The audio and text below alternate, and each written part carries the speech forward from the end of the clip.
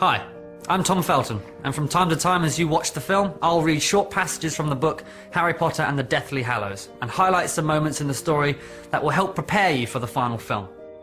If you haven't read the books, I hope this gives you a glimpse of Voldemort and the events that led to the battle for Hogwarts, as only J.K. Rowling can describe them. In the book, Harry is talking to his pet owl, Hedwig, as he revisits the cupboard under the stairs. J.K. Rowling writes, "And under here, Hedwig," Harry pulled open a door under the stairs, "is where I used to sleep. You never knew me then. Blimey, it's small. I'd forgotten."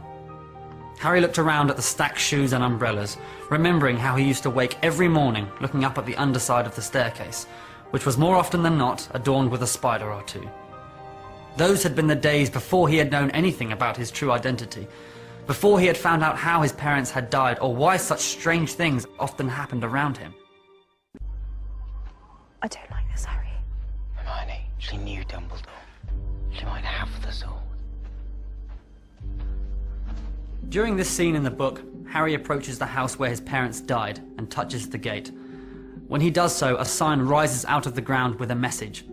J.K. Rowling writes, "A sign had risen out of the ground in front of them, up through the tangles of nettles and weeds, like some bizarre, fast-growing flower, and in golden letters upon the wood it said, 'On this spot, on the night of 31st... In the book, J.K. Rowling describes the burial of Dobby this way. Harry placed the elf into the grave, arranged his tiny limbs so that he might have been resting, then climbed out and gazed for the last time upon the little body. He forced himself not to break down as he remembered Dumbledore's funeral, and the rows and rows of golden chairs, and the Minister of Magic in the front row, the recitation of Dumbledore's achievements, the stateliness of the white marble tomb. He felt that Dobby deserved just as grand a funeral, and yet here the elf lay between bushes in a roughly dug hole. "I think we ought to say something," piped up Luna. "I'll go first, shall I?" And as everybody looked at her, she addressed the dead elf at the bottom of the grave.